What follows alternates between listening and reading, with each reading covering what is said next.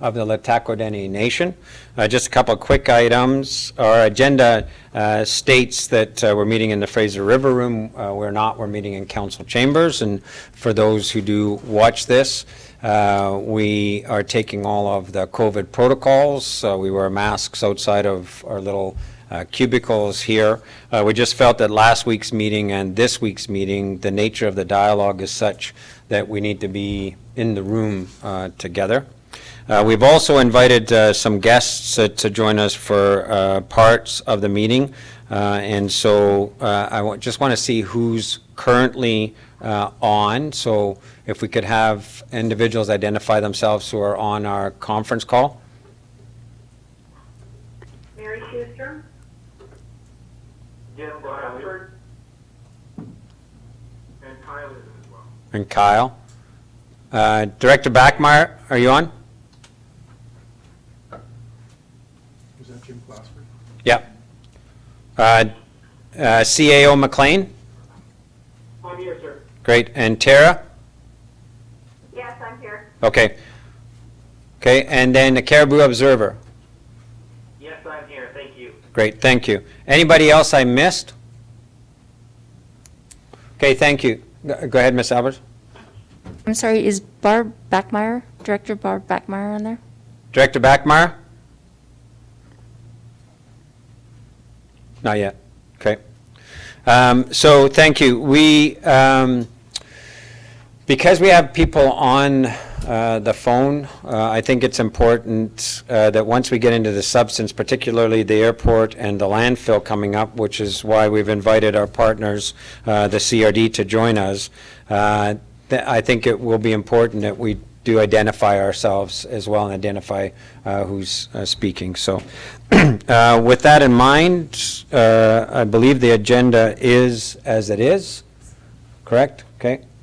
Councillor Runge, Councillor Vic, approval of the agenda. Any questions or comments? All in favor? Any opposed? Carried. And then the adoption of the regular meeting minutes of January 19th. Councillor Elliott, Councillor Rudenberg, any questions or comments? All in favor? Any opposed? Carried. Okay. Moving in, so what we've done in this meeting, just for the edification of all here, we have a couple of business items that we need to deal with because of time sensitivity. We'd actually tried to clear this meeting so that it would only be the airport and the Quesnel landfill, major strategic discussions, but because of time sensitivity, we've got a couple of items that we need to deal with up front. We'll try and get through those as quickly as we can. So with respect to the South Quesnel business improvement, Director Bolton. Thank you. So the purpose of this report is to request council to review the updated strategic plan proposed by the South Quesnel Business Association and proceed with the first two readings of the South Quesnel Business Improvement Area Bylaw. So council previously requested that the South Quesnel BIA review and make changes to their proposed strategic plan. The association considered council's input and worked with staff and have proposed the attached revised two-year strategic plan. The plan is more focused on the activities they intend to achieve over the next 2 years and has reduced admin costs, such as conferences they've taken out, and flow-through funds, such as funds that go to the Quesnel Rodeo to other organizations, have been removed. So, of course, this bylaw is a council initiatives bylaw subject to petition against. They're requesting the 2 years. After the first two readings of this bylaw, staff will mail to all the businesses in the respective area the budgets and plans with the estimate of the cost and instructions for the petition, and advertise it in the paper as well. So the recommendation is that council proceed with the first two readings of the City of South Quesnel Business Improvement Area Bylaw 1899 in the bylaw section of the agenda. Thank you. And just for edification, before I ask for the motion, staff did, at council's direction, work with the South Quesnel Business Association to get their plan reshaped into this form, and it is staff are recommending the advancement of this on the 2-year basis as a result of the dialogue that they had. They feel that this does meet the nature of the dialogue and some of the reframing of the strategic plan. So, Councillor Elliott, so moved. Councillor Runge, second. Any further questions or comments? All those in favor? Any opposed? Carried. And thank you to staff. I know that was a bit of a tough meeting at times, just as we kind of moved them along this continuum, so I do appreciate the time you put into it. Okay, next agenda item. is the District Energy Systems Feasibility Study. Our Carbon Review Coordinator, Kyle Aben, go ahead. Thank you very much, Mayor and Council.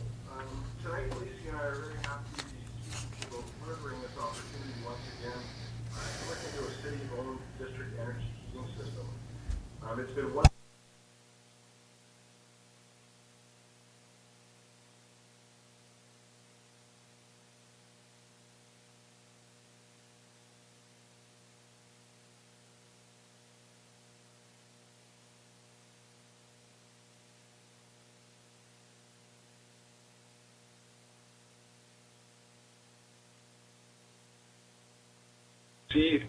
Power to upgrade that through heating pumps. Our system will be close to carbon neutral, if not carbon neutral. Also, Mayor Simpson was it was great that he arranged a meeting with Northern Health last week, and the meeting turned out extremely positive. Not only is Northern Health interested in lower carbon heat, but their redundancy needs for their hospital and their facilities actually might be a benefit rather than a hindrance to us. So currently, funding is available through the Federation of Canadian Municipalities for up to 50% of the feasibility study cost. Our partner, West Fraser, is applying through IFIT for their portion, and then the city would be required to put up 10%, or approximately $40,000, to proceed with the feasibility study. Just before I read my recommendation, I'd like to ask Coordinator Scuffi if there's anything I've missed or if there's anything you'd like to add. No, that's good. Okay, very good. Our recommendation is that Council approves the submission of an application to the Federation of Canadian Municipalities Green Municipal Fund for 50% of the cost for the preparation of a thermal energy district energy system feasibility study for the City of Quesnel, and that the Council approves the use of city funds up to $40,000 from the 2021 Climate Action Reserve Incentive Program rebate to provide 10% of the project cost to investigate the feasibility of building and operating a district energy system here in Quesnel. I have Councillor Elliott moving, seconded Councillor Rudenberg. Questions or comments? Councillor Paul. Thank you. A question for Mr. Aben, and that is, do you feel that the $400,000 cost for this feasibility study is in line? It seems pretty extravagant to me, but I'm not in the business. And my second part of that question is, do we go out to tender, or does anyone go out to tender for these kinds of services?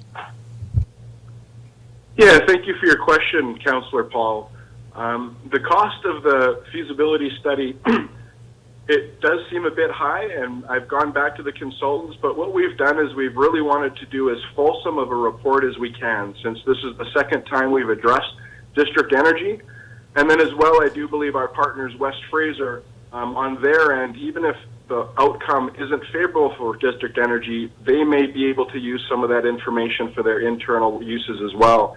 So the report is a bit broader than perhaps some of the feasibility studies through FCM, but we're very confident that we've worked with our consultants to get those costs down. The second component of your question was, are we going to go to tender?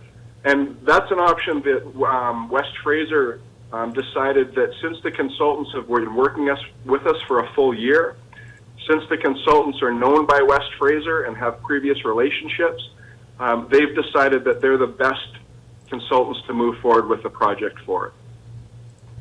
And just for clarification, because Councillor Paul's got another question, so on two fronts, I think West Fraser would also be the arbiter of price point in this. They've been involved in all the negotiations as well.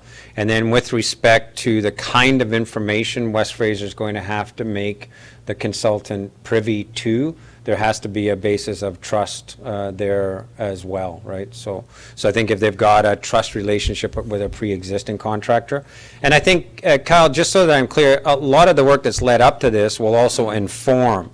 Like, we wouldn't want to necessarily start from scratch, because the work that we've been doing to this point is going to inform the next stage work too. Is that correct? That is correct, sir. And that's Also, to your first point of the confidentiality, if we were to go out to tender, we would have to release a lot of private information from West Fraser to have other consultants try and meet this feasibility study request. Councilor Paul, did you have another point? No, I think my question has been answered, but I guess the comment is that once a consultant is sort of embedded within a project, they can sort of write their own ticket, so. Again, we always look at value for money. So, and if West Fraser's signing on to this to the point that they're willing to put a lot more money, on the hook than we are in their own business, information, then I think we need to have some comfort in it. Councilor Vic. Thank you, Mr. Mayor. Kyle, I have a question. You've identified in the report that some of the big ticket items in regards to who would benefit from the heat would be the arena, Dunroven, other Northern Health facilities. Is it possible that this project in the future could be scaled up to provide the heat resource to business in the area or other government buildings, et cetera?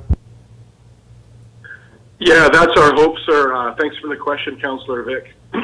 We're hoping that the core being the city core, but we are really looking for the expandability either on the other side of the river, or even the potential for anchor clients of new apartment buildings or whatever is developed on the QJS site. So we're very much making expandability of the project a core feature of it. Thanks, Kyle. Other questions or comments? Councilor Runge? Thank you, Mayor. And Kyle, a question to you also.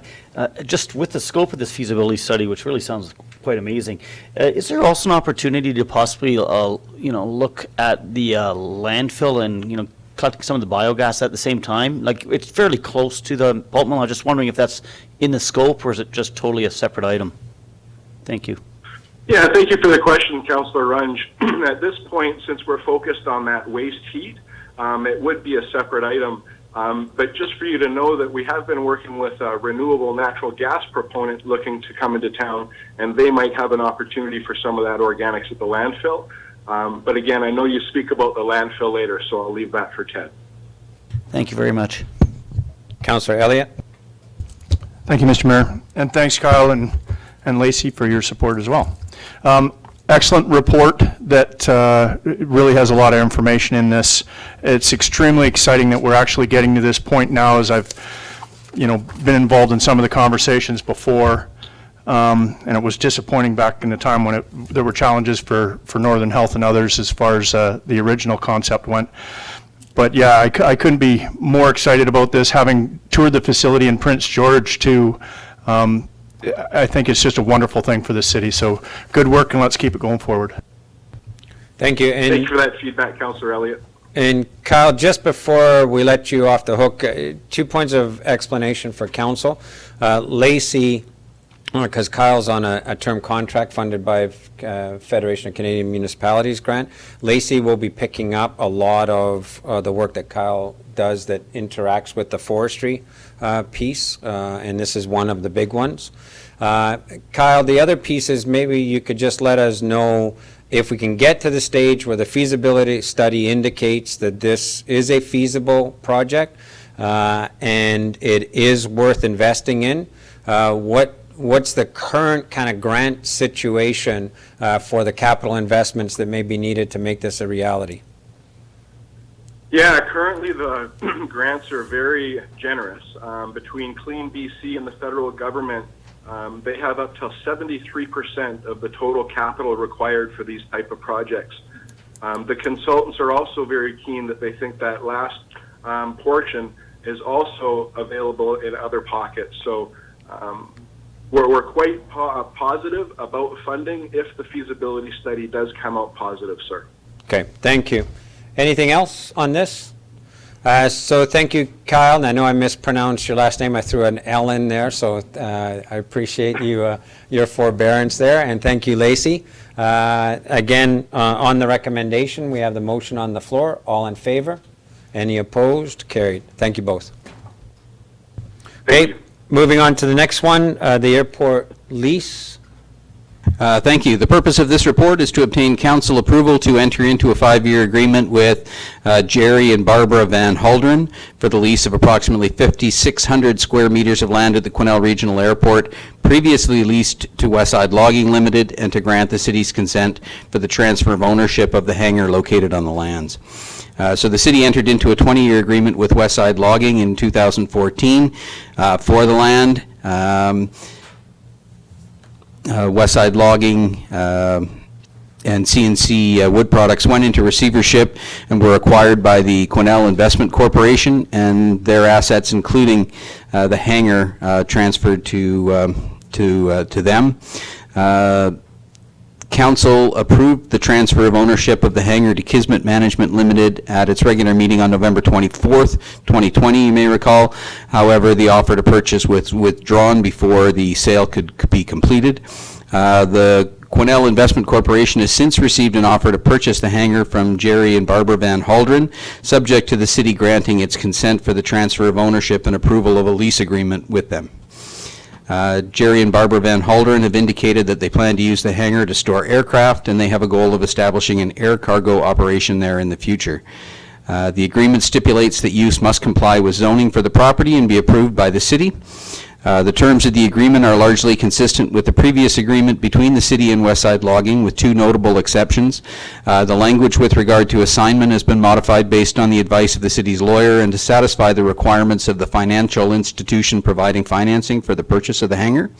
And the term is for 5 years instead of 20, with options to renew.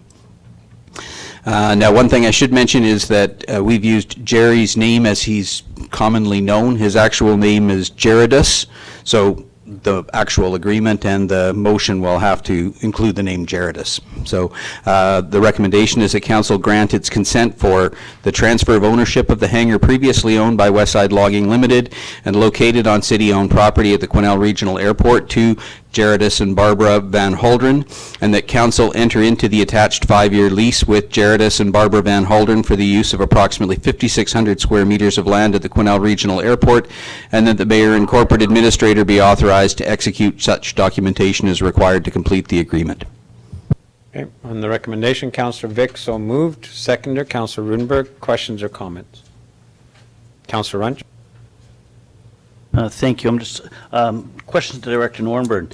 So on the November 19th meeting, I think we agreed to lease out the land for an amount that is significantly higher than what we came up to. So my question is, did we actually put this out, or is there little interest, or I guess my question is, are we in line with lease rates now with what we're asking here? Because that was the lease that we had previously in 2014, I believe.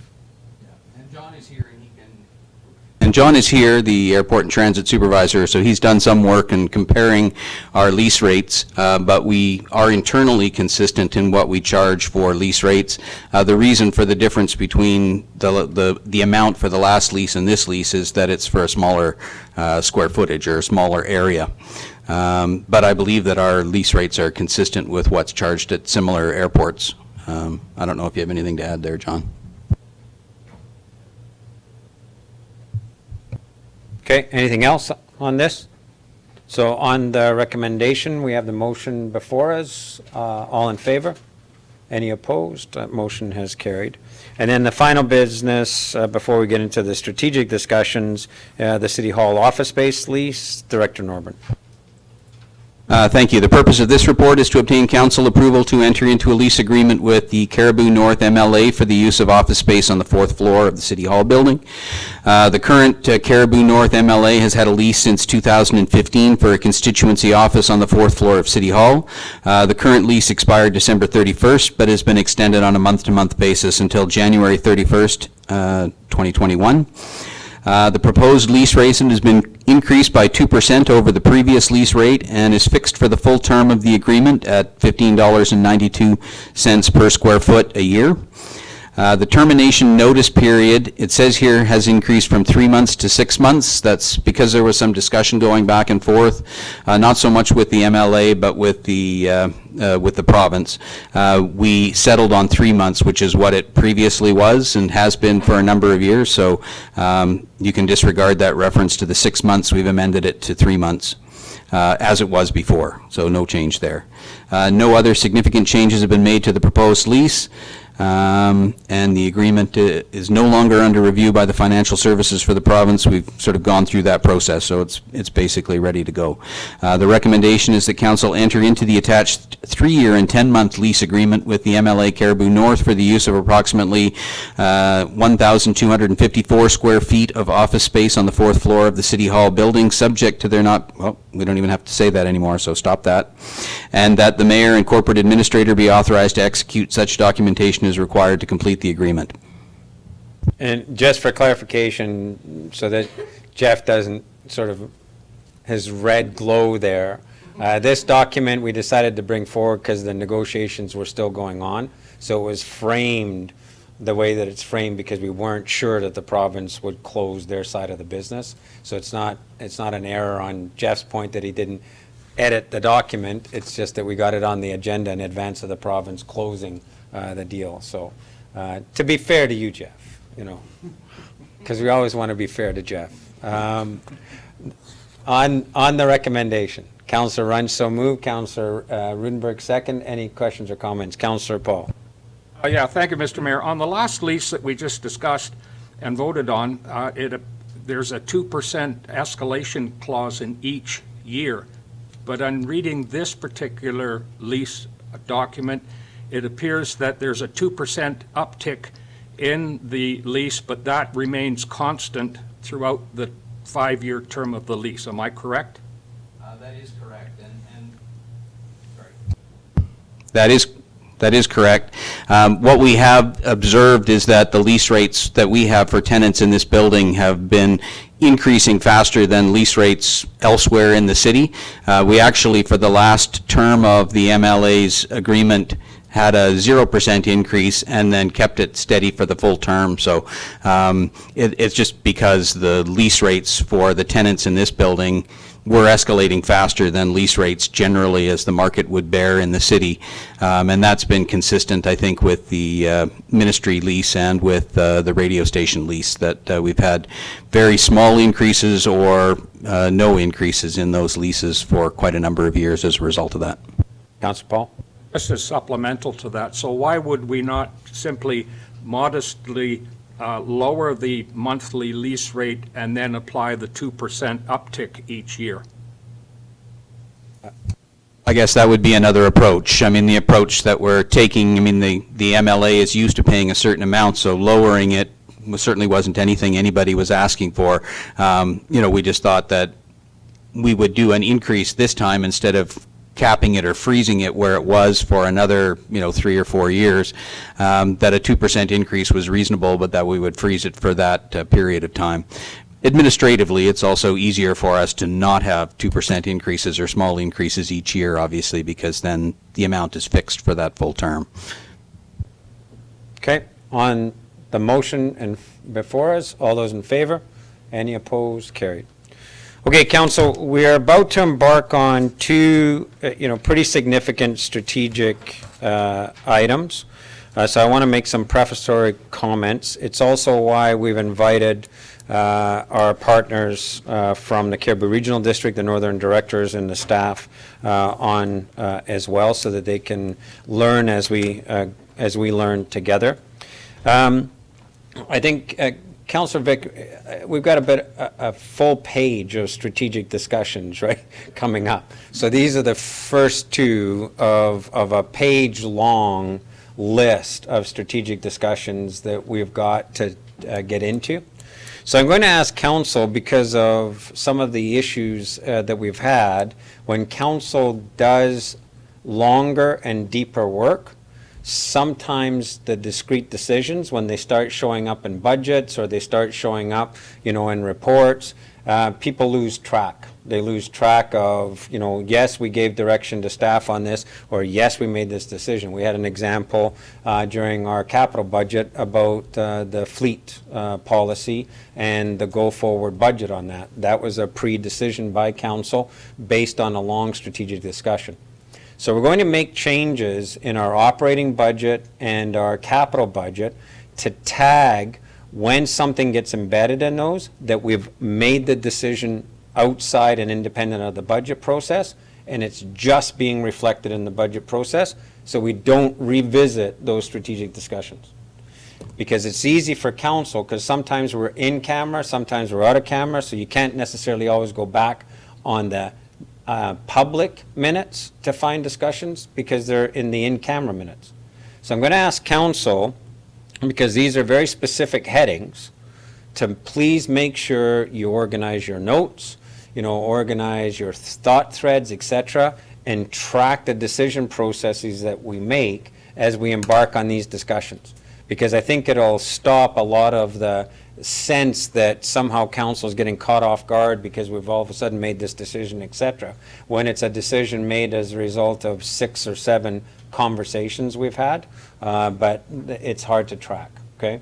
So the very first one tonight is on the airport, and then we get into the landfill. You have other ones coming up on the Johnson Bridge, on the fire hall, etc. So please do exercise a bit of diligence on how you track both the discussion and the decisions. So with that, I will turn the first strategic conversation over to Director of Community Services to report. Is John going to lead it, or are you, Jeff? You're going to lead off? Okay. So we have Director Norburn with us, and John Pusek, our airport and transit superintendent. Is it supervisor? I just elevated your position, John, so there you go. So for those on the phone, you'll need to get used to their 2 voices. Jeff is going to lead off. All right. The purpose of this report is to provide additional information to council regarding the proposed strategic initiatives to improve the airport's long-term financial viability.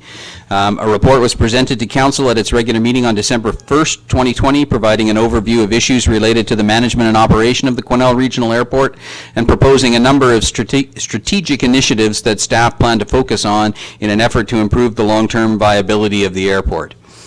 Council reviewed and discussed that information, including the proposed strategic initiatives, and directed staff to prepare a report demonstrating how these actions would align with the city's strategic plan and economic development transition strategy, and to create measurable, attainable strategic actions to be incorporated into a strategic plan for the airport. So that's basically what we're presenting tonight for council's input. Community Services Department staff met with the Economic Development Department staff to review the proposed strategic initiatives for the airport and to identify which initiatives would best be pursued and how each of these initiatives could be integrated into the city's economic development transition strategy. These initiatives were then expanded to include a series of measurable, attainable strategic actions, which were then incorporated into the attached Airport Strategic Plan 2021-2022. While the plan includes a number of initiatives and actions, there are 2 initiatives that are foundational to making progress on other initiatives and actions in the plan, and we wanted to highlight those. They are notably undertaking a business case for a fixed-based operation, or what's commonly called an FBO, at the airport. This initiative is essential to attract businesses who are not prepared to finance construction of their own hangars and would be interested in leasing hangar space at the airport. Aviation-related businesses have a symbiotic relationship with other aviation-related businesses, and having a suitable space where multiple aviation-related businesses can coexist would make it easier for us to attract aviation business to the airport. There's certain amount of financial risk involved in investing in the construction of a hangar, and therefore capital investment analysis is recommended. And that's something we can apply for a grant for through NDI. The second task is undertaking a subdivision of airport lands for sale or lease at the airport. So this is an initiative that we had planned to do last year, 2020. However, because of COVID and the sort of the financial pressures at the airport, it was a project that we didn't proceed with last year. We do have funding in the draft operational budget this year to proceed with that.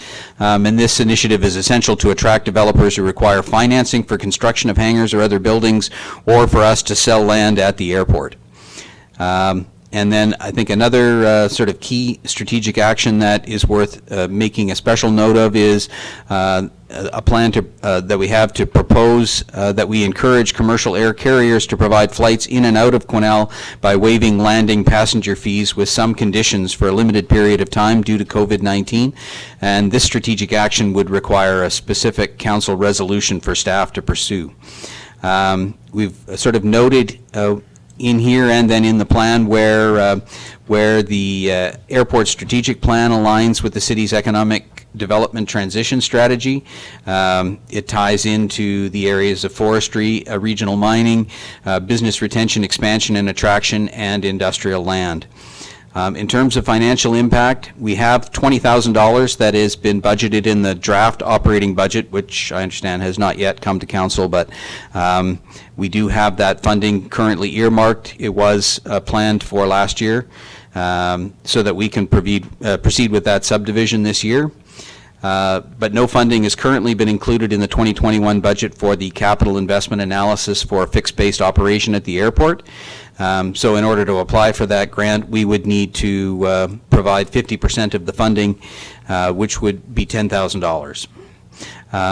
If the FBO project analysis is favorable and the project proceeds, additional funds will be required in 2022 in order for us to develop a schematic design and a cost estimate to support future grant applications in order to pursue funding to actually make that project a reality.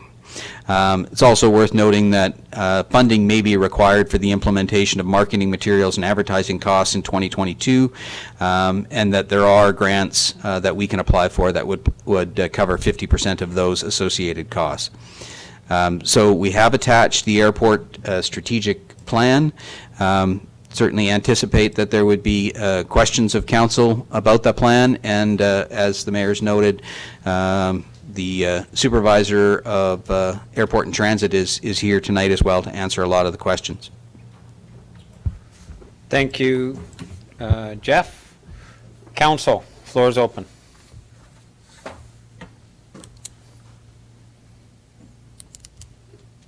Councilor Paul. Thank you. I was hoping that I wouldn't have to be first out of the chute, but I'm here. I'm actually pretty happy about what I see in a lot of this report. In fact, I can't really say that I see anything in there that I'm vehemently opposed to. However, I think that a lot of these ideas, are basically the entire report, needs to be shared to the point that we present the public and stakeholders with an opportunity to comment and share ideas, rather than just having it with council and with staff. And that could either be done in person, or it could be done electronically, or it could be done by way of some kind of a survey. We don't need to get into that. I'm in favor of offering, and I don't know if this would even be successful. I'm not very optimistic about the continuation of passenger air service, although I certainly hope that we do resume, or that the air carriers do resume service sometime down the line.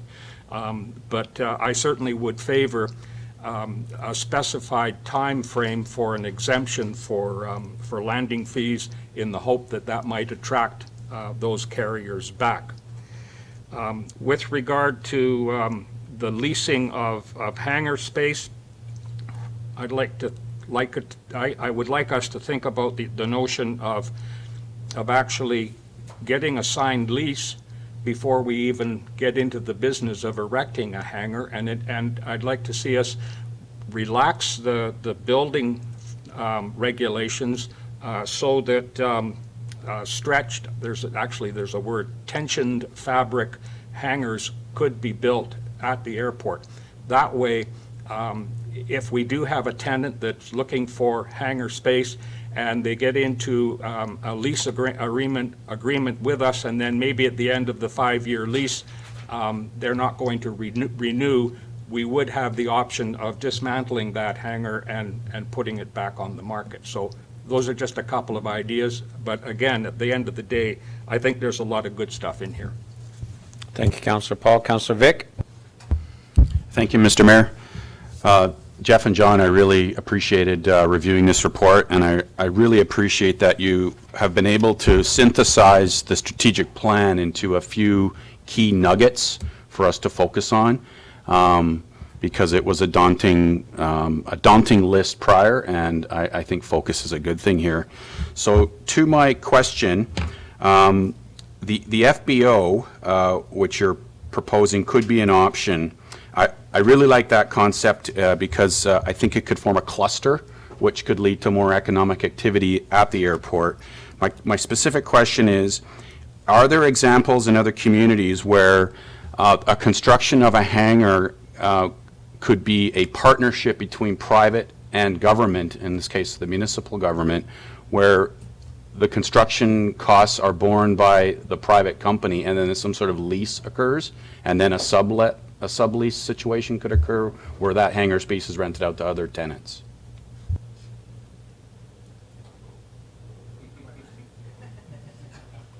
Well, I think the intent is to hire a consultant who will look at all of that for us and give us a report back. But I think that's definitely one of the things that we would put in the terms of reference for the consultant that we hire, is to look at those public-private models.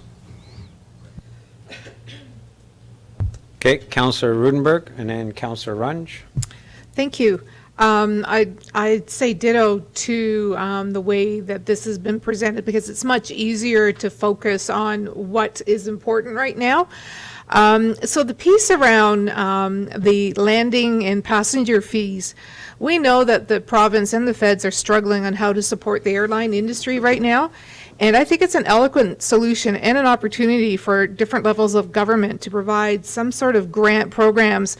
And there'd be two intentions to that. One, it would help keep local service to smaller communities. And the second one, it would also help alleviate some of the financial stress on airlines.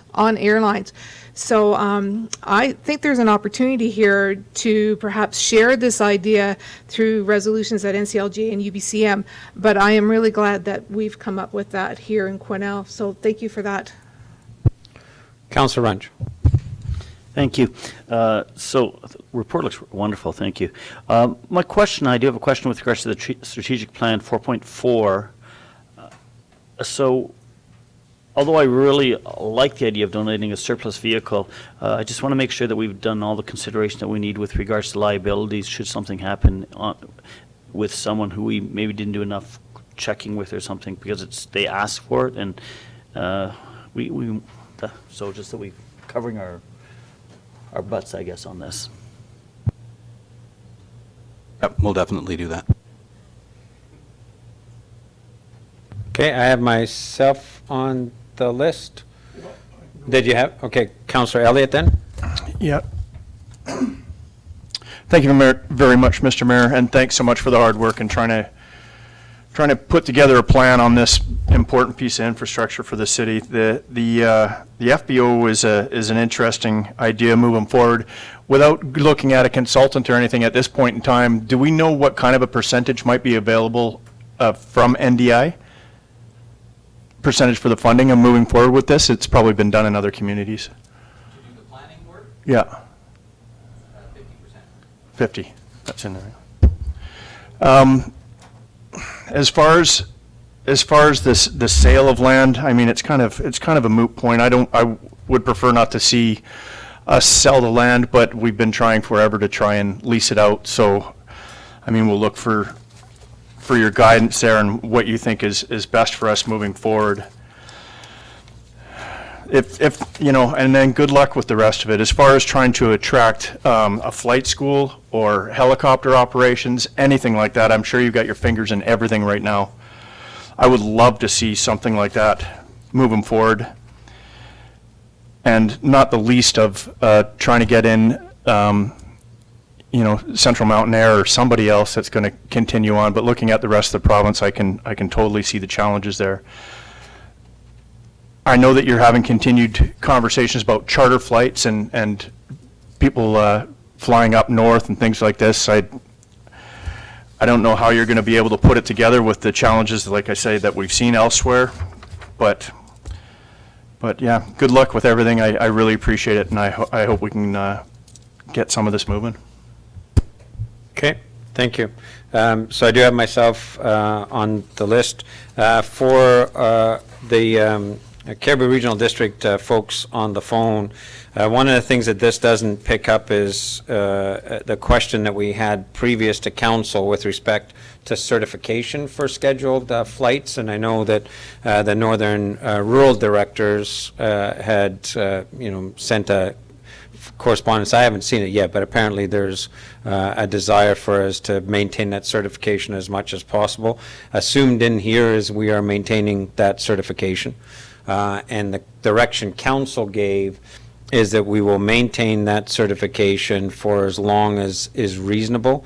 To Councillor Paul's point and others, whether or not scheduled flights ever return to an airport our size is a fair question. So there is no point. There will be a point at which we're going to have to, cut bait and take a look at whether we continue to spend the $45,000 or whatever it costs us to maintain that certification. And that also changes the nature of John's work too. And if we wanted to free him up that he's chasing business and growing and developing the airport, then the bureaucracy and the paper pushing involved with maintaining certification can come at cross purposes. So to the Northern Directors and the CRD reps here, it is council's intention to maintain that certification as long as it makes sense to do so, and we haven't had a clear indication that we're not getting scheduled flights back. The second question, or a question that I have to staff based on this report, am I correct in assuming that the second part of the recommendation, the temporary limited duration agreement with the commercial air carrier, that is foregone revenue, right? There's not a direct cost to us, it's a foregone revenue in our normal business operations budget, is that correct? That is correct. And we would hope to tie that into, say, a commitment from the carrier to purchase fuel when they're here, that type of thing. So, we would look for something that would, generate some revenue as well. There may be some costs, like if we open up the terminal building and CATSA comes back in, then we'll have to clean the building more than we're cleaning it now, for example. So we'll have to consider all of that and bring it back to council. I think what we're looking for from the motion, really, I guess, is direction for staff to enter into some discussions, try to hammer out some kind of an agreement with an air carrier, and then bring that back to council for approval. Yeah, so with that in mind, I think we would need to know, what the nature of the business is, because at the end of the day, this is going to require a larger taxpayer subsidy in order to affect some kind of an arrangement like this. And I think, again, to our, partners on the operating side of this, there's a bit of room in the bylaw that they created that their levy is larger than their contribution. We may be coming back and saying, if you want to help us to get the scheduled flights, then we may want to pick up a little bit more on that side too. So it's a negotiable point all around, and it's something that council will come back and revisit. I agree with those, and I'm going to channel Councillor Paul. I agree with those. This internal staff report is a heck of a lot more valuable to us than the consultants' reports that we've paid for before, sort of channeling Councillor Paul on that comment. I think it's very helpful. I guess a couple points. On the vehicle piece, I would like to see that as an assessment of us having a vehicle or vehicles available generally. And what's the mechanism we can do that? Can we get a keypad vehicle? Can we do something? Because it's not just the Air Club that has that. We've had a situation, for example, where there's been a refueling and an overnight stay, right? And whether or not we can do that a little bit more. And to get those pilots from, if they come in at 10 o'clock or 11 o'clock at night, they've got to get their sleep hours as well as refuel here to have a vehicle that they can just key punch. They've made pre-arrangements. They can get down to a hotel. They're done, right? So I would expand that to that more general case. The other piece, too, is in the absence of the sched flights, I would like to see an analysis of transport options from here to Prince George as well, and it's a nice blend, John, that you've got transit in there and that dialogue around could we have a regularly scheduled operator, what's the feasibility? And again, that may be a discrete piece of work that needs some discrete work and funding for that. So those are two inherent in the plan itself.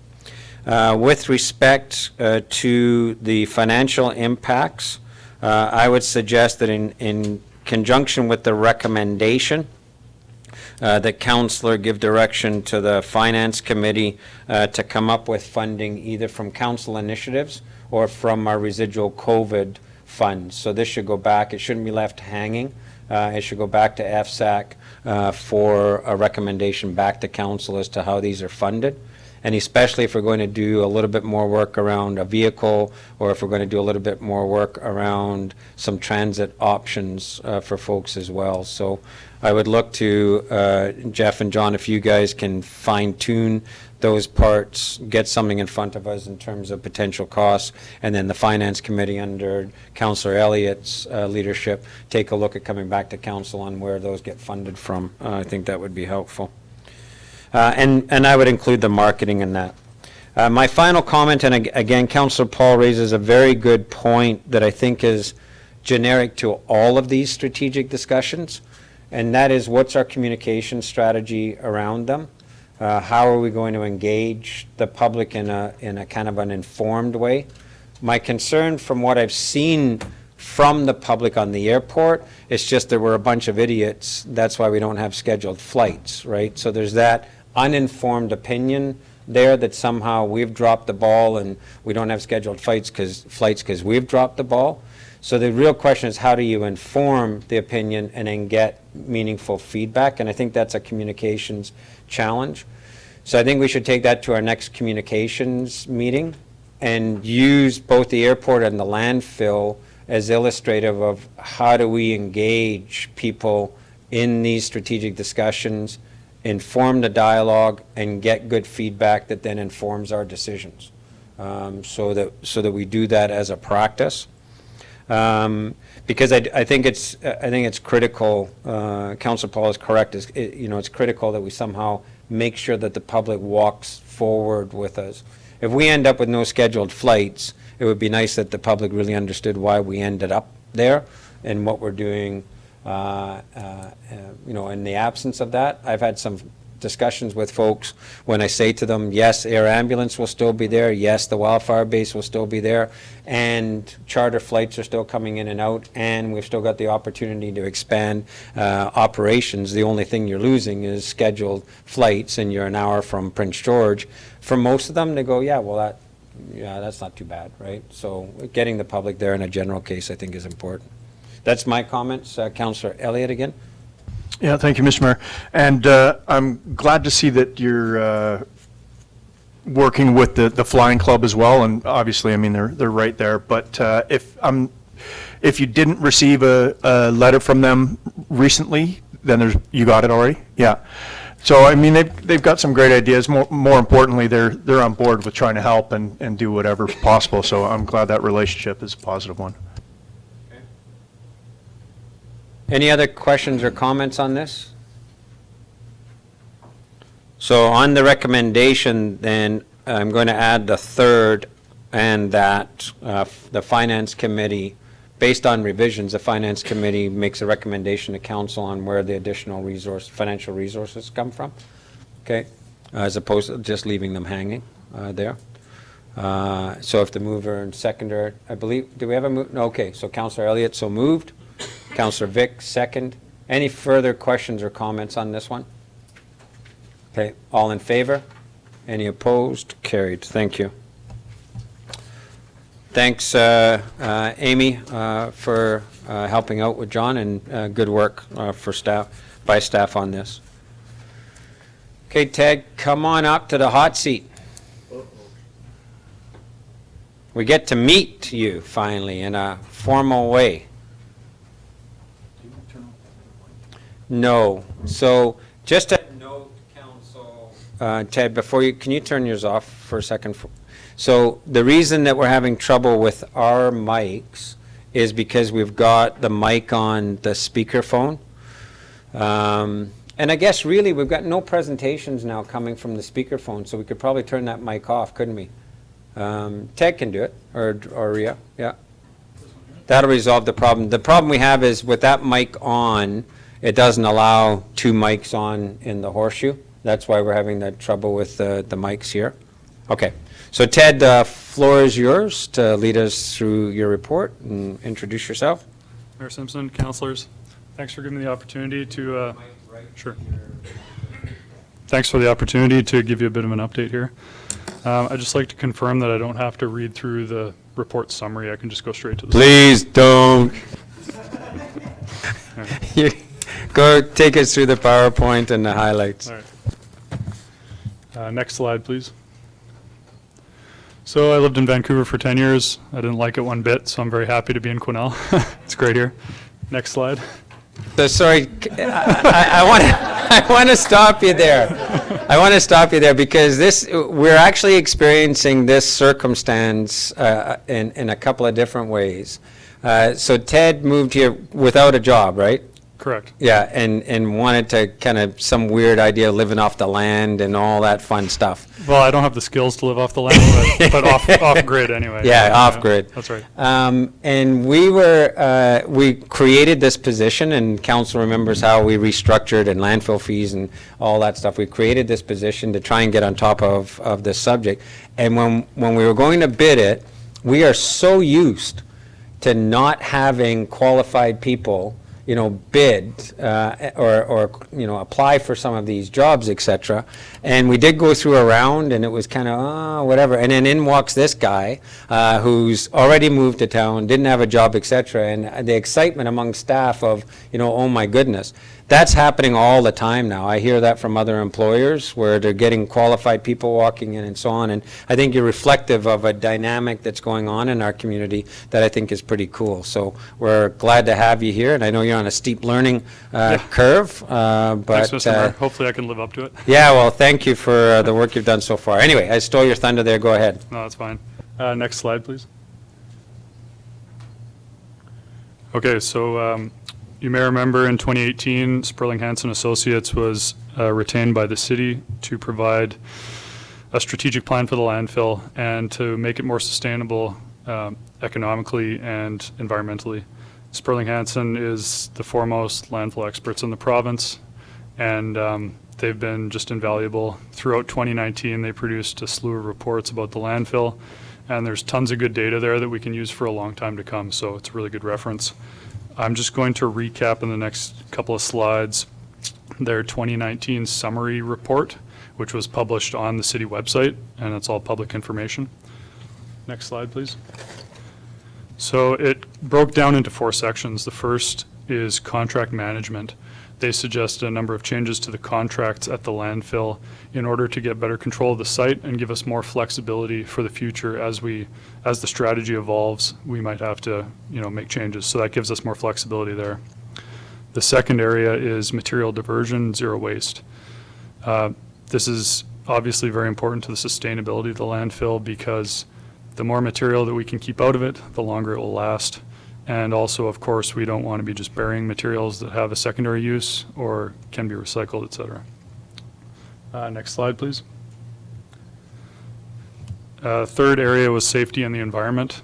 It's pretty self-explanatory, but obviously we want to keep the public and all of our staff safe at all times and comply with all the relevant environmental regulations. And finally, operational planning, and this is where Sperling gives us the future plan, which makes up a lot of the strategic plan. That's about maximizing our airspace usage, planning for expanding that airspace so the landfill will last longer, and making some changes to the way we do our day-to-day operations to make the landfill more efficient. Next slide, please. I'll just do a really quick rundown of the contracts that have changed or are new in 2020. First at the top, we've got wood grinding. Previously, we had brought in wood grinders from out of town with a very expensive piece of machinery, which they parked at the landfill. and they would grind up material, and then it would be shipped away for cogen in Williams Lake. But we've now found a local smaller mill, and he takes all of our wood, and this enables us to keep it from going to the top of the landfill. And it gets ground up locally, and then it's hog fuel now for CPP. Second, the bin tipping contract has just been renewed for its final year, so that'll go to the end of 2021. Third, the commercial cardboard processing. That's after a 6-month trial period in the second half of 2020, where we began weighing the cardboard in order to get an idea of how much volume was actually coming in from commercial sources only. We've just set up a new contract, which is a 2-year contract with the option for 2 1-year extensions, and that's just for the processing of the commercial cardboard. Then there's the license of occupation for the site.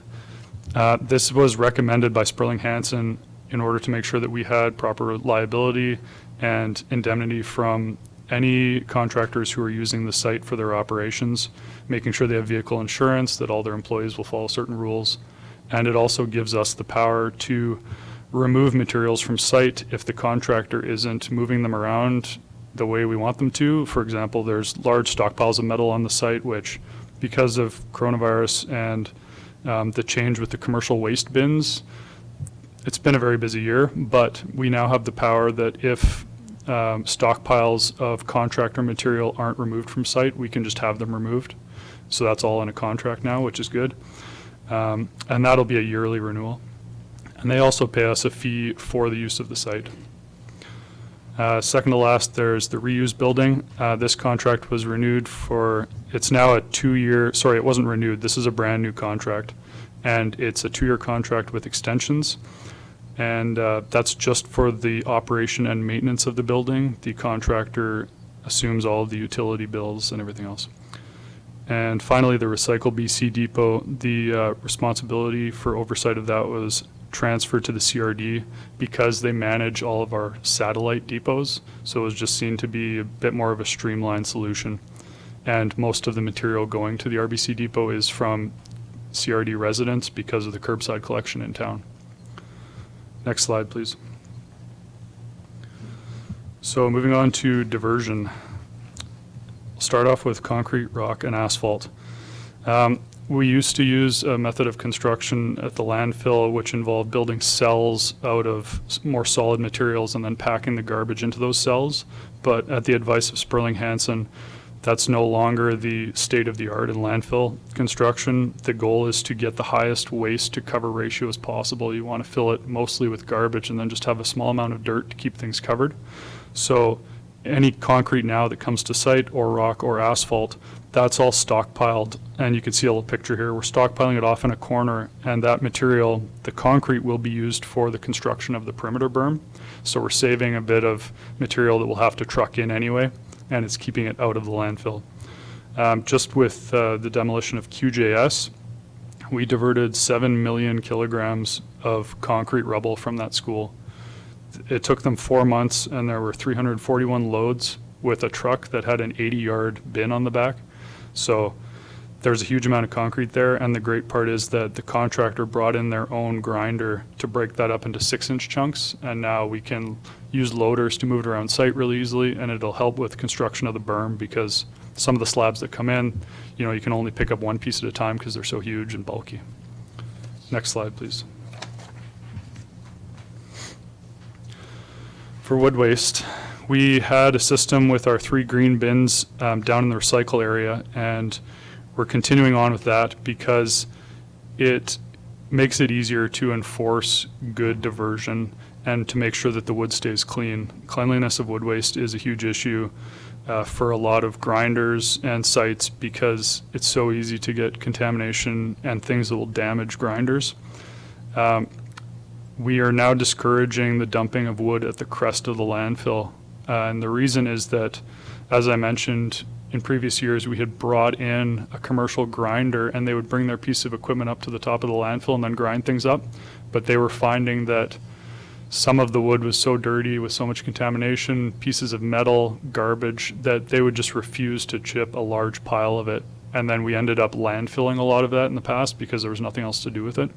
So now these 3 green bins down below, It gives the staff and the attendants a bit better view of what people are putting into the bins. And also these bins are now trucked directly to the sawmill where they're ground up, and that grinder has a magnet to pull the metal out so that it's suitable for hog fuel at CPP. And so obviously this reduces the risk of fire at the top of the landfill, not having all those nice piles of tinder up there, and the contamination.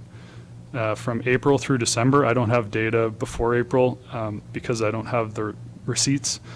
I just started, but we diverted 1,008 of those 40-yard bins of wood waste.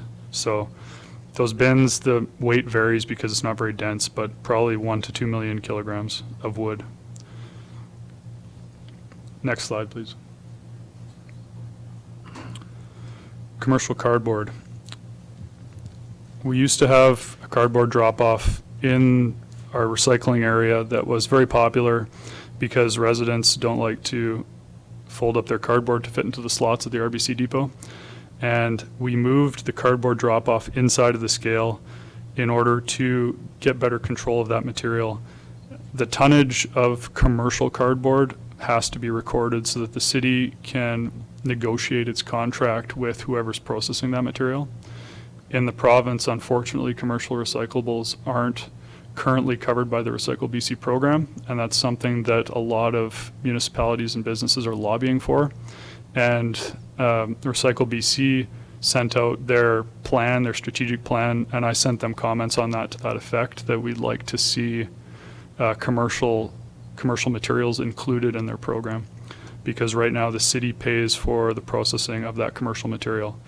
And so the drop-off was moved inside the landfill so that we could first off weigh it and also to control it, because previously we couldn't stop anyone from dumping in it. So we want to make sure that the residents are using the RBC depot and the businesses are using the commercial drop-off. The tipping fees were waived for 2020 because of the pandemic and concerns raised by businesses to the councillors. And we've just started charging in January based on the new fee bylaw. Next slide, please. Product Care Paint Program. We accept paint at the landfill. We get lots of other liquids too, but our staff's job is to make sure that the paint is sorted out into bins and categorized, and that we only sort certain things. So by educating the staff, we've improved our sorting, and you can kind of see our penalty ratio dropped quite a bit over the year, so that's very good. We have a cage, it's a fenced-in area at the landfill where anything that's not part of the program is stored until we can hire a environmental contractor out of Prince George to come down and take it away. And it's quite expensive, so what I'm looking at getting into, we'll get into in a couple slides here, but there's a program to take some of those materials so we wouldn't have to pay to have them removed, and they would be disposed of properly. Next slide, please. Appliance recycling. We have always accepted appliances in the metal drop-off, and the contractor on site bales all that metal and it goes down to Richmond or wherever and gets recycled. And there is a program in BC, the Major Appliance Recycling Roundtable. And the reason that we have signed up for that, this just started in January, but I was kind of working towards it all year, is that the Environmental Protection Act strictly prohibits the release of ozone depleting substances into the atmosphere. And it's one of those rules that's very strict, but it's not always followed. And so by enrolling in MAR, they will reimburse the cost of the ODS capture. So we're going to have a professional certified technician come in and capture all those gases out of the appliances. And then this program covers our costs for that capture. And they also give us money for counting the other appliances, washers, dryers, dishwashers, carburetors. And so we're using that recycling area that's adjacent to the scale because it provides an expedient but also a very safe drop-off area. It's a flat paved parking lot, and we maintain it with our loader, and we can sand it, and it's also visible so that we can actually be on top of people when they're dropping things off, making sure things are sorted properly. I've talked to a few people who have come into the landfill, and obviously they struggle sometimes getting things out of the back of their pickup truck. So that is something that I'd like to be able to do something about. I got in touch with the director of MAR, and she said they have over 200 sites in BC, and they're not aware of any sites that provide like loading docks or special tools, because my big concern would be that if we built a ramp, then someone would hurt themselves on the ramp, and then it's something that we built rather than just a flat parking lot. So there could be a better solution to that, and we're totally looking into that. But for now, the parking lot is very low cost. We just had to put a couple signs, and it's effective so far. Everyone's been following the system really well, so that's good. Next slide, please. So as I mentioned with the paint area, I'd like to enroll in the Product Care HHW, Household Hazardous Waste Program. And the two main liquids accepted under that program are flammable liquids and pesticides. And this would cut down on the amount of material that we're storing in that fenced area that we have to pay for the environmental consultant to come and take away to Prince George and sort through it. This is just an example from East Kootenay of their shelter. I don't think we would want to take used oil because we have Jepson and Co-op in town, and we do direct people to various locations, but the covered area would give us an opportunity to sort those materials better. Next slide, please. For composting, we ordered twice as many composter buckets this year, and we didn't sell them all out, but we did sell more than previous years, so there's still a really good interest in the buckets, and the backyard composting seems to be a very cost-efficient way of slowly working towards a composting system. As you can see here, Sperling Hansen did an estimate on a proper composting facility, and obviously it's a very large capital cost, but the operating costs are significant. Trucking it around town and everything, it's very complicated and expensive. And even with the way the environmental regulations are going, the runoff from the compost piles as they're digesting could be considered the same as the leachate from the landfill. So there's a lot of planning and design work that needs to go into that. But the takeaway for now is that our big project is making sure the berm and the lifespan of the landfill is guaranteed, and composting. There are grants out there, and we'd like to take advantage of them, but this is probably a couple years, few years down the road, just because of our huge capital projects that we're working towards right now. Next slide, please. This is a conceptual design of an eco depot. So the ideal is that all of these different diversion elements that I've mentioned and other ones would be in one place rather than spread out around the site and around town. For example, tiny batteries should go to Canadian Tire Staples. The oil, like I said, goes to Jepson. B&G Bottle Depot takes electronics. So we have handouts to give to people that explain where to take everything in town, but it would be nice to have one giant parking lot with all nice little bins around it. A possible location for this could be at the intersection of Carson Pit Road and Sword Road, so that right as you drive up Sword, it would be in those ball fields in front of you. And there's a few advantages to that. One would be that the traffic up to the north end of Carson Pit Road, where the scale is, would be reduced. A lot of people are just trying to get to the recycling area, and it's a bit of a dead-end bottleneck, so traffic is an issue. Another advantage is that if you're coming up Sword Road, it would be right in front of you, and people would see it before they get to the landfill, and they could see, like, this is our opportunity to just pull in here, and then we don't have to drive up to the end of the road and wait in the line and pay money. So that's a concept, and again, similar to the composting, this would be a large cost and also an operating cost because the location is removed from the current scale. This would probably be a couple more city staff in order to man it, and then we're maintaining another parking lot, et cetera. So again, this is second or third priority to the berm construction and landfill lifespan for now. Next slide, please.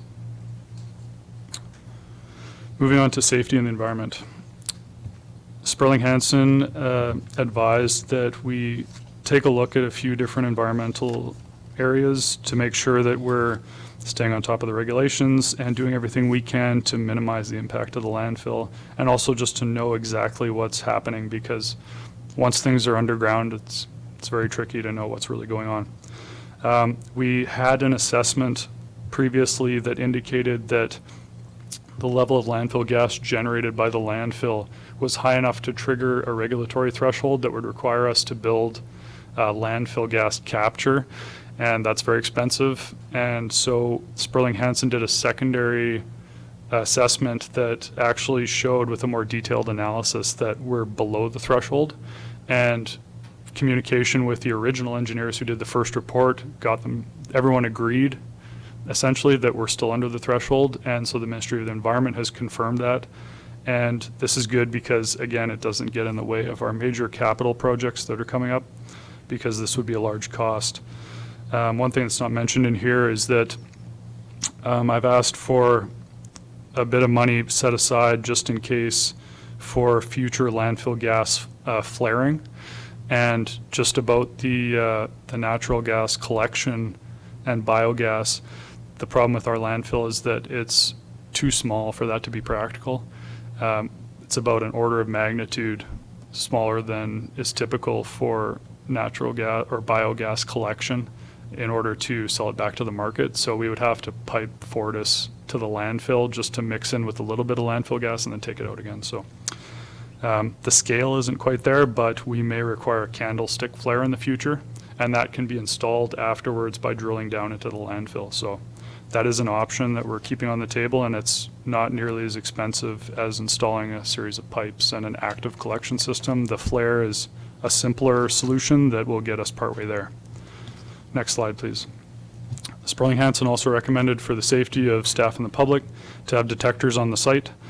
Landfill gas is inevitable at every landfill, but these detectors just make sure that the places where people are actually working have no methane in them, because it is an odorless gas and it will collect in buildings. And we also purchased a small wearable detector for the operator who's working in the machine up at the face.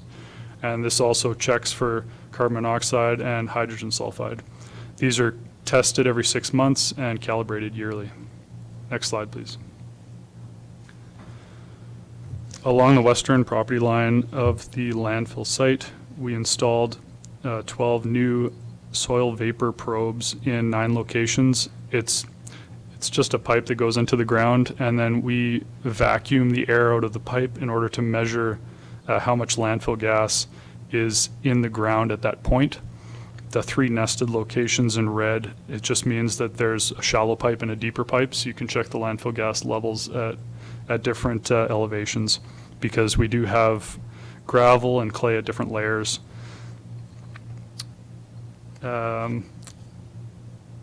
Yes, these wells give us a more detailed picture, and they can highlight the hot spots where the landfill gas seems to be migrating the most, and so we can take preventive measures and make sure that that area is safer.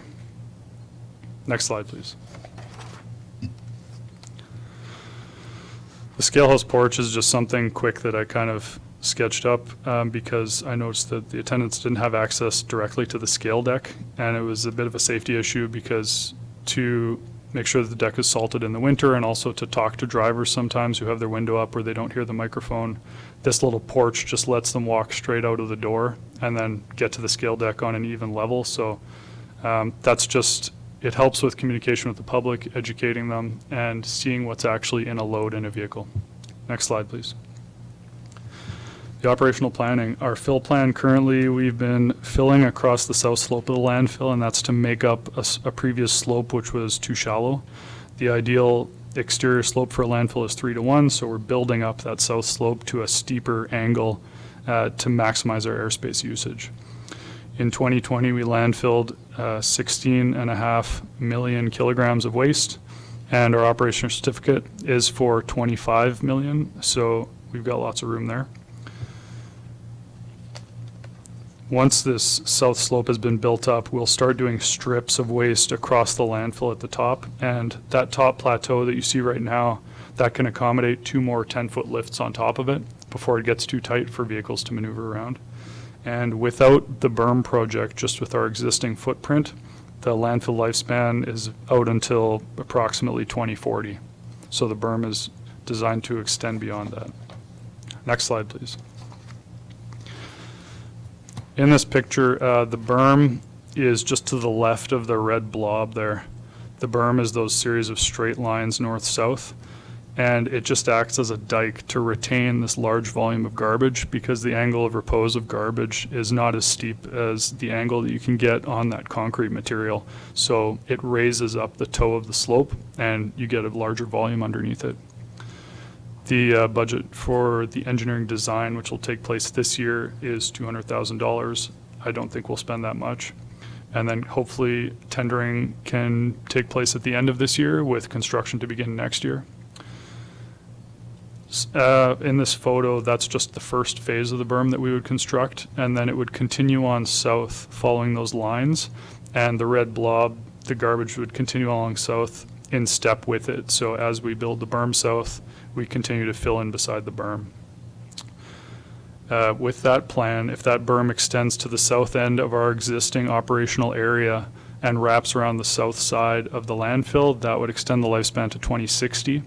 And if the berm extends further south to cover the old ball fields that were previously closed off, then the lifespan extends to 2080. But covering those old ball fields is more expensive because it was previously closed, and so a liner is needed to be installed to bring it up to current landfill design standards. Next slide, please. Tire disposal, this is something we have in the budget. Those tires have been there for a long time, and we need to get rid of them because they pose a fire hazard and they can't be landfilled because they're rubbery and they're just a pain for landfills in general. We will need that space in order to construct the berm and for equipment and et cetera. Next slide, please.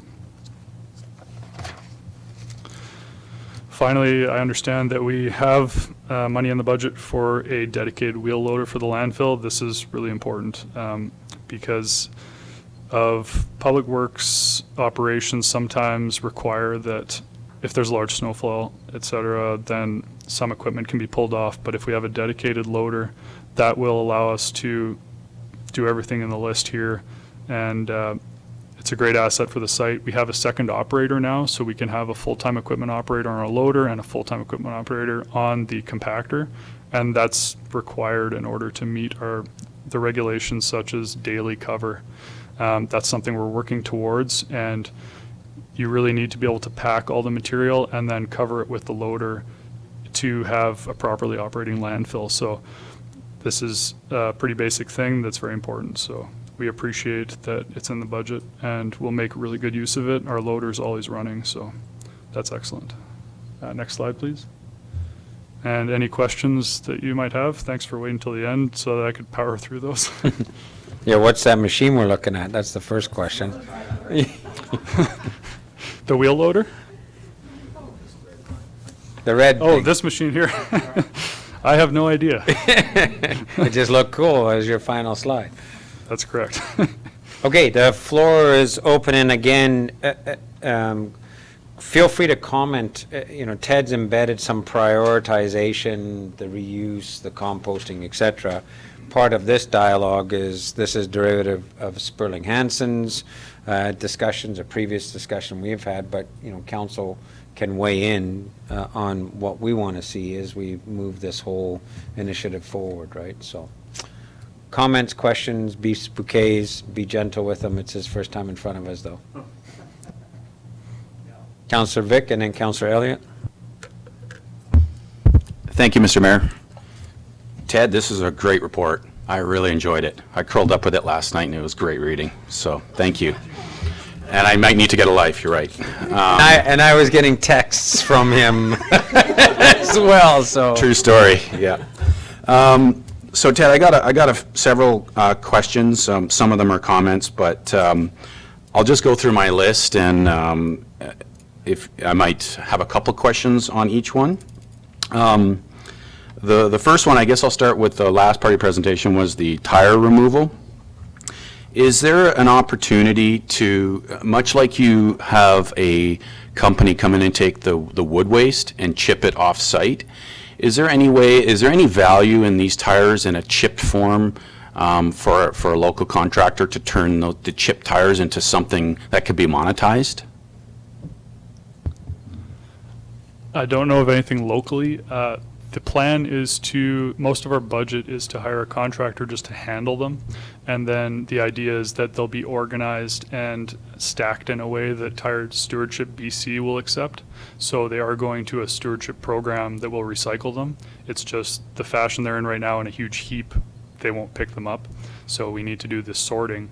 But I'm not aware of any local options, but it's a good idea, so yeah, I'll look into it. You may not have adventured around, but a lot of our playgrounds have this soft, squishy material that the kids can fall on and not break Right. their legs or arms. So I think there is a market there for the material, but the question would be, is it practical with our location in central North BC and whatnot? But it might help with some cost recovery on the future once we deal with the big pile of tires, I guess, on a sustainable basis. In the future, if we could find a way to mitigate that cost of removal in the future, that would be excellent. The next question. Tara, I could speak. Sorry. if you wanted. Yeah, I've got Matt then and Tara. Go ahead, Matt.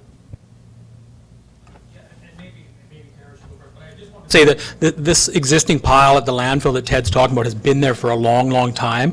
I mean, most tire companies now, they have a responsibility through the stewardship program that they will go to those establishments, collect their tires and haul them away. The stuff that Ted's speaking about there, they're on rims, which they won't take. So we kind of got to the point where we went through and sorted through a pile of those and then shipped them out through the stewardship program.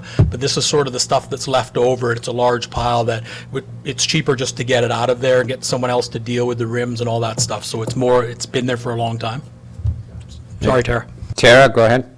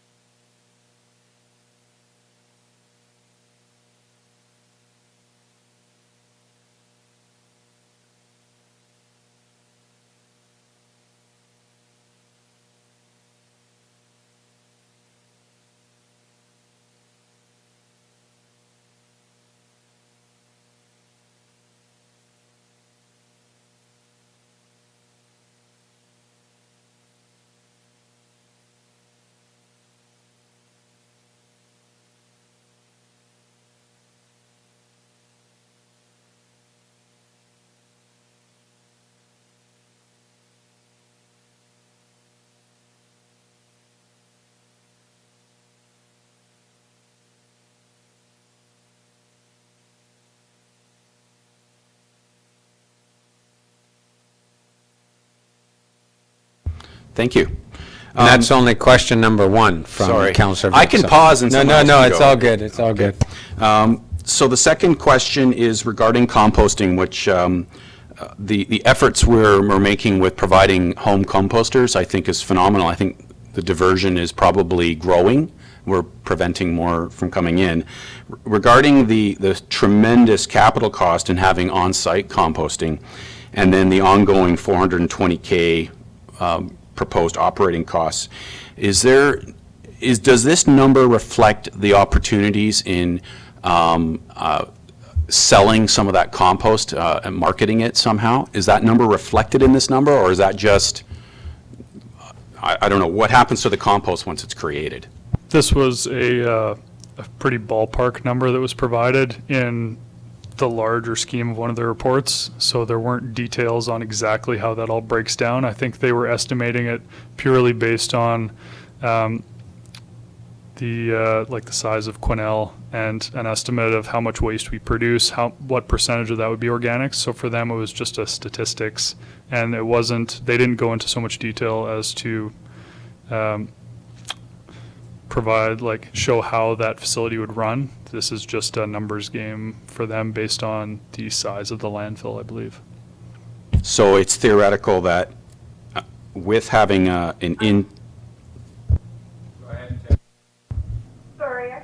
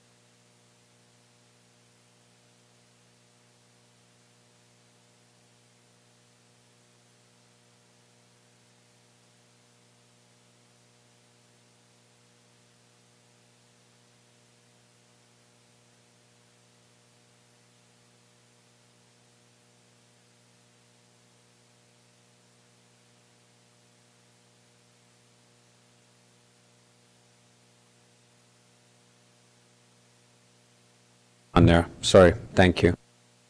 Councilor Vic. Thank you, Tara. That's excellent. There might be more options there. Thank you. That's what I heard. So just two more comments regarding. I picked up on your discussion with the appliance recycling. A quick anecdote is a year ago, I dumped an old dishwasher single-handedly just by tipping it in, which was a little bit fun, I'll have to admit. And then this year, I had to recruit my son to help me because of the nature of getting it out of my vehicle. So I definitely hear what you're saying. There could be liability in erecting some kind of ramp or platform. But I think of less able-bodied people who need to dispose of appliances. I would encourage you to keep researching ways to maybe make that a one-man, one-woman kind of operation. And I think some local businesses in Quesnel who deal with appliance sales, there's a few of them, they may also appreciate that too, to save on labor costs. So, and then the last thing I'll say, I'll comment on was I think your concept for a small deck at the scale is an excellent plan, notwithstanding the safety implications. The fact that the communication between the customer and the attendant will be greatly enhanced, and I think education is a lot of the struggle we face here in reducing our our waste and whatnot, and any opportunity where an attendant can have a conversation and illustrate a concept or educate on throwing out waste or whatever, I think is awesome. So excellent work, great report, really appreciate it. Thanks, Councillor Vic. And just a last, on the appliance issue, I'm already kind of thinking that having the flat area could be only for the refrigerant-containing appliances, and dishwashers and things, we could provide an area where people can dump them off as before, because for those ones, we only need to count them and just keep track of them on a log. So half of it could be similar to the way it was before, and then just the ODS needs to be more gently put down, so halfway, and then, yeah, work on it from there. Thanks, Councillor Vic. Great, thank you. Councillor Elliott?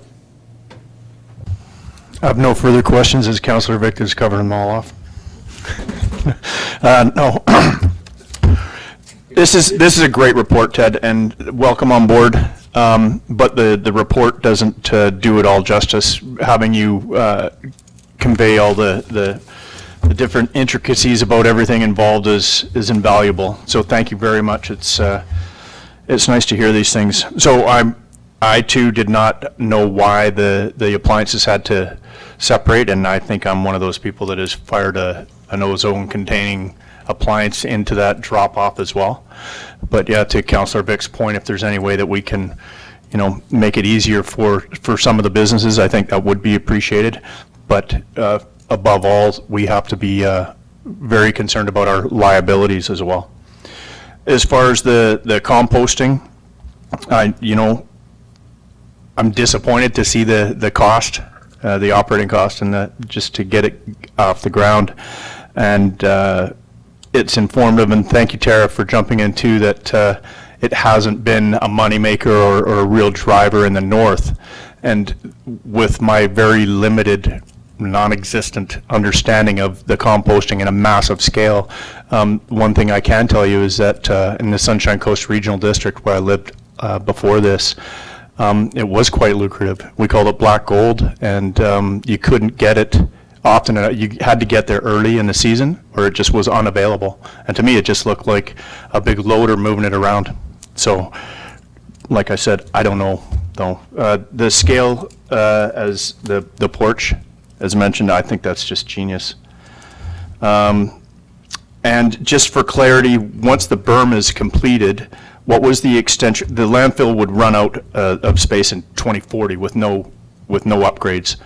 But with the upgrade of the berm, or the design of the berm, what was the date? 2060? 2080?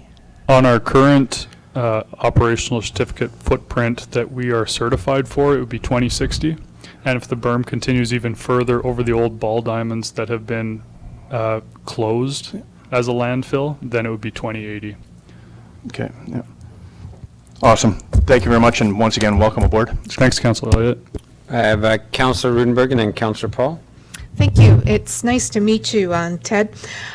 So an anecdotal piece for me is around the composting. So we live out in the country, and my husband has worked as a conservation officer when it, in issues around garbage, etc.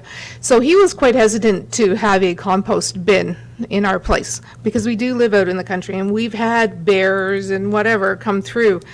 And I think he surprised himself at how well it worked. And we didn't even have it out in the sunshine. We actually had it, we have a covered woodshed, and it's a rotational bin. And I think it really did surprise him at how little the animals paid attention to it, because even I couldn't smell it most of the time, and how much that thing ate. Like, I was surprised at how much we could put in there on a weekly basis, and it just kept going. Like, it literally ate it. So, if people are hesitant to have compost bins because they live out in the country, or they're concerned about wildlife, if they do it properly, it works, right?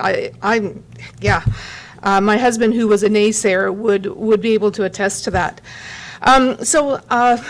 To your plan here, or to your report, even the small pieces such as the safety monitors that that are now provided for people who work there, those are all things that we would never even second guess about, but are really important for our own staff to have and make sure that they're working in a safe environment, and that's great to see. The one question I do have, you made a comment around the landfill, the fill plan, and how, I believe you said last year there was 16.5 million, I'm assuming, Kilograms, 16 and a half thank you. thousand tons. thank you. So are we seeing a downward trend in that? That's a good question. I believe it's been relatively steady. Okay. It's probably increased over the last year because of demolition of large projects. There's the mills and the school. Tara, go ahead. Yeah, I can speak to that. The CRD has to report annually to Ministry of Environment for all the waste that's landfilled in the entire regional district. So I put in the city of Quesnel numbers, and in the past, there's been upwards of 20,000 tons landfilled at the city of Quesnel landfill, and a large percentage of that was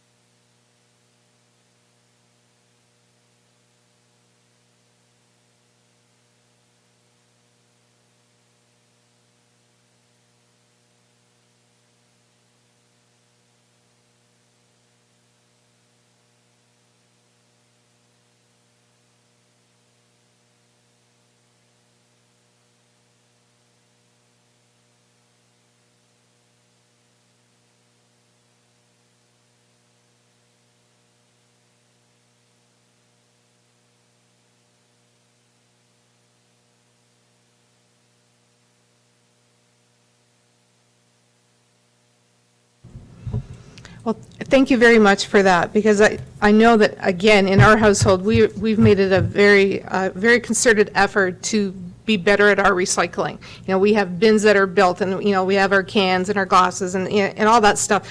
So I guess this just proves the point. That's what we need to be working on, right? It's that diversion out of our landfill.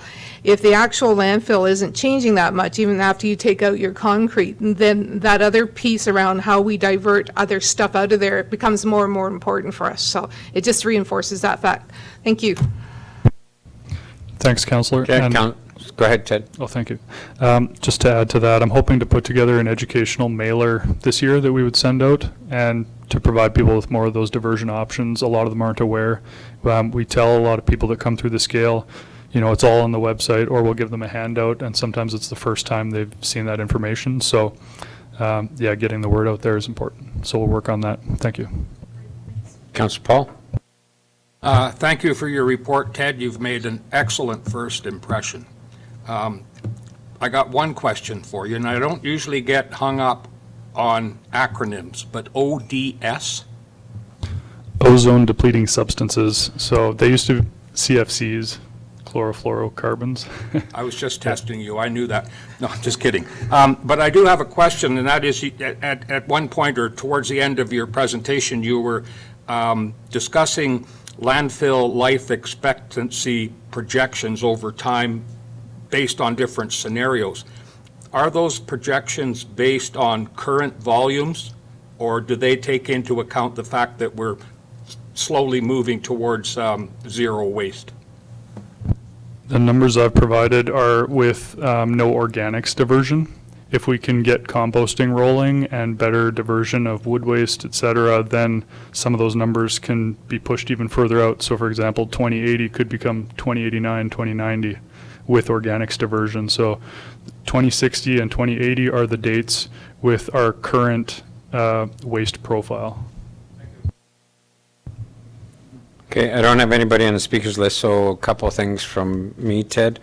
I think with respect to the political lobby, when you're being asked to comment, it would be good if we were given a heads up as a council on some of the key things so that we can use our political leverage as well, whether that's resolutions or letters to reinforce the technical work that you're doing. So I think that should be an ongoing feedback loop to council.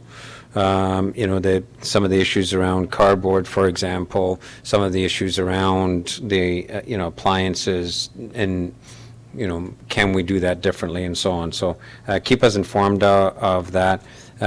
We've actually booked a meeting coming up. You'll see, you might get a calendar invite with one of our local companies that actually does the appliance. So they do the appliance take back when they install a new appliance, et cetera, and they've raised some concerns with us. So we want to sit down and understand it from that perspective.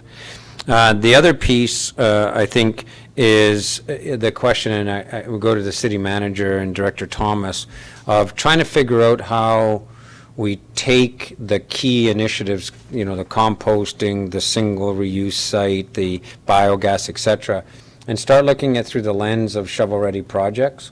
FCM's always coming out, you know, with pretty significant grants for these kinds of things and so on. And I think a next stage in this, because I think the priorities are there and the diversion options are there, is what would council have to do to resource taking that to next step, so that then we can make a decision that, you know, if we want to go to that single reuse site, and there's implications for us because, as you've indicated, other people are actually getting paid to collect those things as part of their fee structure.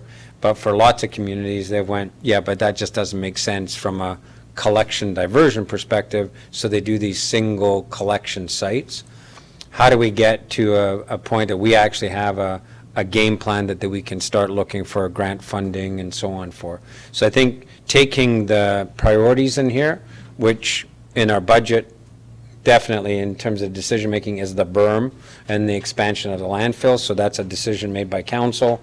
We're moving in that direction with our capital plan, with the you know, some of the equipment you're getting.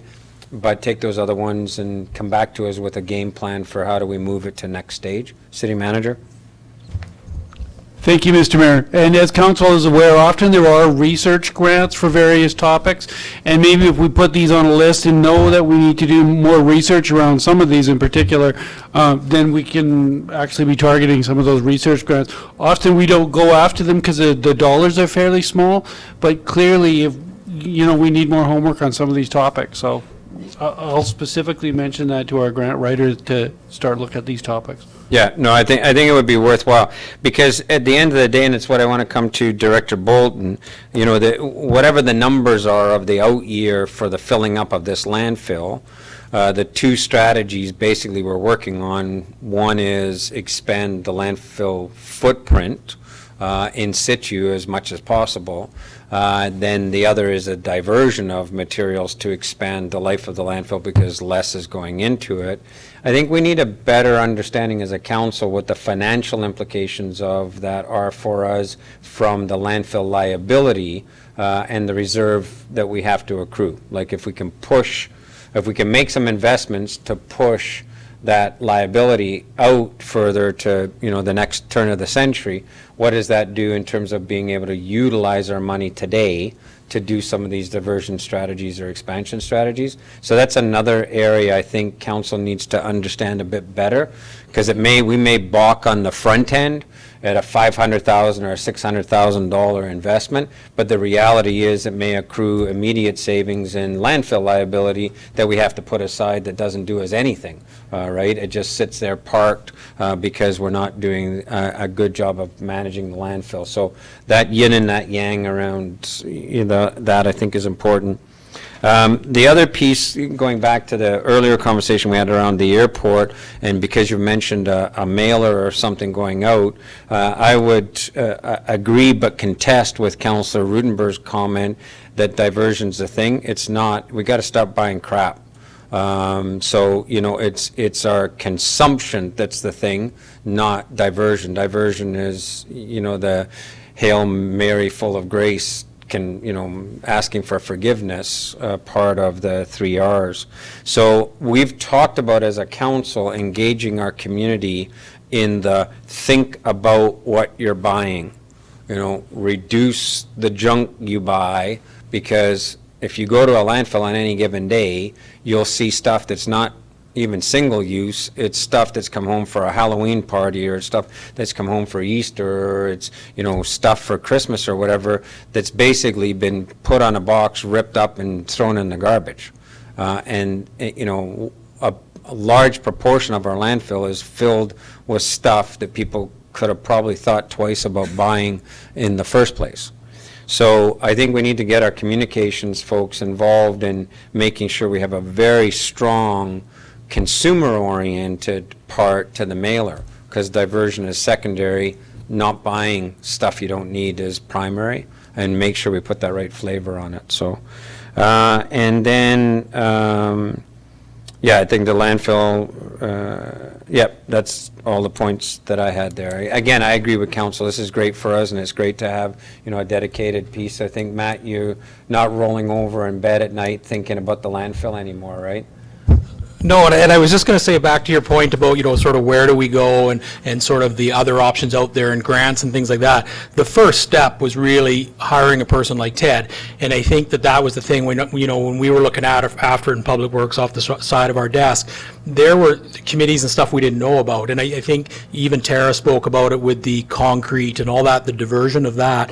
Tara was on me from day one to try and get that done, but doing everything else, it wasn't my main focus at the time. So I think the initial answer is that's what we're expecting of Ted. And, you know, I agree. I think what Ted has brought forward here and has said what he's been doing for the year, or what we've been doing, says a lot, because there's a lot of stuff behind the scenes that you don't know, like you say, like the detectors and things like that. So I think we're on the right track, and obviously the relationship between Tara and Ted, you know, sort of speaking the same language and stuff like that. Yeah, I sleep way better at night, I'm not going to lie. So I think that's important, and then that relationship will be important. So we're definitely on the right track. So you didn't curl up last night with this report like No. Councillor Vic did? No. Okay, just checking. But on that point, I think we can visually see the changes at the landfill. Like, you know, it's in your face when you go up there. It's operating very differently now, and that's a combination of the Sperling-Hansen report, because some of that work started before you came on board, and having a dedicated person, you know, overseeing that function. I think that makes a big difference. The comment that I did want to make that I couldn't get back was our communication strategy also has to be internal. Because there are times you're up there, and, you know, I think our staff up there really need to understand at a very deep level and at a gut level what it is we're trying to accomplish, why we're trying to accomplish it. And I'm not detracting from them, but I think we need to make sure that they're fully apprised as we walk this forward, so that they've got that passion when they're talking to people, and they can infuse that little bit of energy around that as well. So. Okay. Councillor Elliott? Sorry, thank you, Mr. Mayor. And my last point was actually going to be towards the communication as well. I think getting the information out to the public is extremely important, absolutely. Having our staff understanding up there exactly why we're doing it and how we're doing it is important, but I think speaking to the appliances and the cardboard, maybe it would be beneficial to have something for some of the businesses too, because of the implications for them and the changes that are happening now and into the future, just so that we're kind of all on the same page and nobody gets, you know, thank you.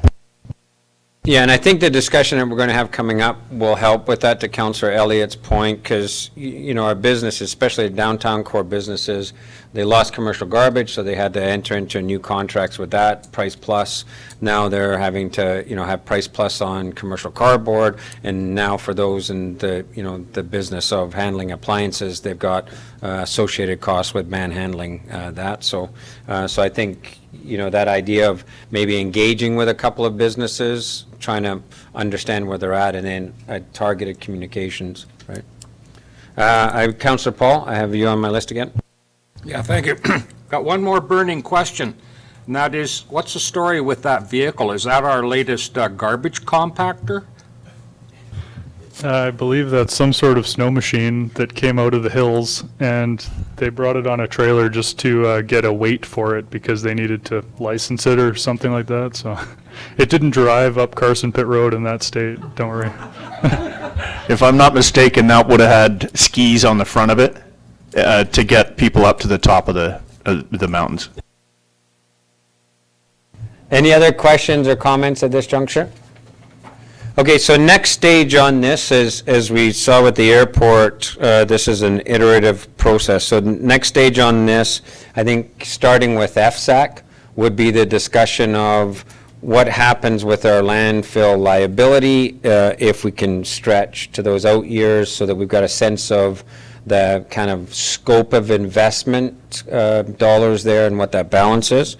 And then I think between Matt, city manager, and Ted, taking a look at some options of where we want to go for research grants to dig into some of these things to start working them towards shovel-ready projects, so that we've got that. And then, Ted, you've indicated that you're already working on a mailer, so you're working on that yourself?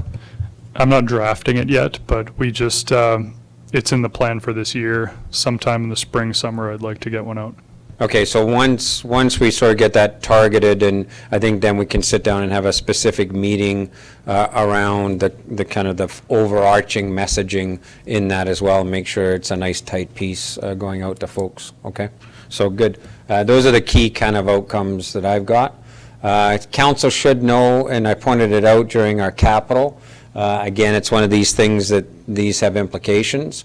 I believe the berm in 2022 is 1.2 million, I think is what we've got in for the berm. Correct, Mr. Mayor. Yeah, so when you start talking about these things, connect those dots that, you know, next year it's in our capital budget as a $1.2 million item.